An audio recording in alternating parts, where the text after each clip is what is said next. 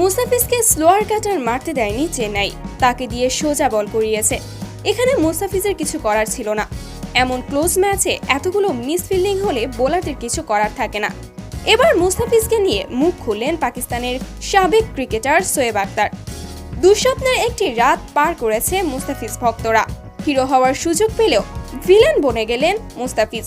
শেষ ওভারে লখনৌর যখন 17 রান প্রয়োজন ছিল, তখন মুস্তাফিজকে ভরসা করেছিলেন ধোনি গায়কোয়াড়রা। তবে মাত্র 3 বলেই 19 রান দিয়ে দেয় মুস্তাফিজ, সাথে ছিল একটি নো বল। ম্যাচ শেষে সবাই যখন মুস্তাফিজকে দোষারোপ করছে এমন হারের জন্য, ঠিক তখন মুস্তাফিজকে নিয়ে মুখ খোলেন শোয়েব আখতার। তিনি বলেন, মুস্তাফিজ হিরো হতে পারতেন, তার হাতে সুযোগ ছিল, কিন্তু আপনাকে দেখতে হবে মাঠে তখন সেঞ্চুরি করার সেট একজন ব্যাটসম্যান ব্যাটিং করছিল, তাকে আটকানোর ক্ষমতা চেন্নাইয়ের ছিল না। আপনারা দেখে থাকবেন মুস্তাফিজ গতকাল স্লোয়ার কাটার মারেনি, সোজা বল করেছে। গেম প্ল্যান মানতে গিয়ে মুস্তাফিজ তার মূল অস্ত্রটি ব্যবহার করতে পারেনি। এটা একটা বাজে সিদ্ধান্ত ছিল চেন্নাইয়ের। যে যেটা ভালো পারে তাকে সেটা করতে না দিলে এরকম হওয়াটা স্বাভাবিক।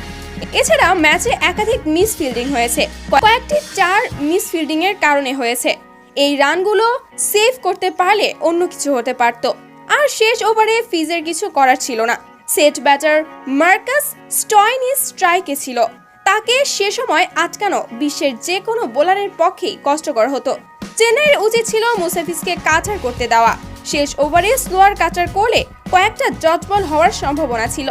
এই হারের দায় পুরো চেন্নাই ম্যানেজমেন্টের। প্রিয় দর্শক, শোয়েব আখতারের সাথে আপনারা কি একমত? জানিয়ে দিবেন ভিডিওর কমেন্ট বক্সে। ধন্যবাদ।